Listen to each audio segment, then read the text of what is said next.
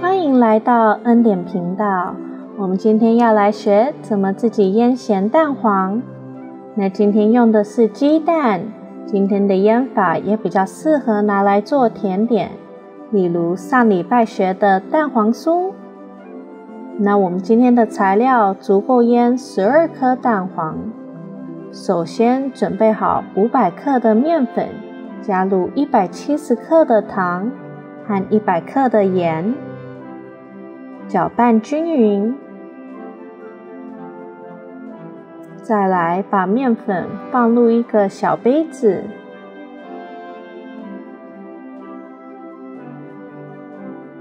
再拿一颗蛋，在里面创造一个小坑，刚好适合放蛋黄。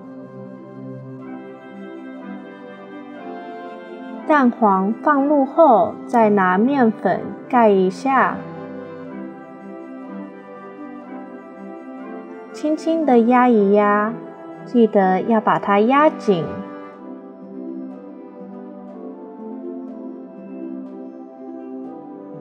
压好后，再用保鲜膜盖住，放进塑胶袋里面。那保鲜膜没盖紧的，可以再盖第2层保鲜膜。再来放冰箱冷藏48到60个小时。拿出来后，轻轻地用手把上面的面粉给剥掉。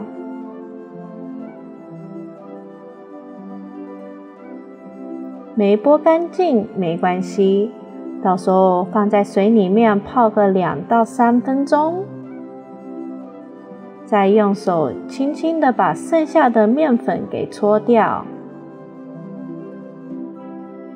洗干净的蛋黄就看起来像这样。洗好后，再把蛋黄放在烤盘上，放进烤箱烤320度6到8分钟。烤好的蛋黄就可以拿来做甜点了。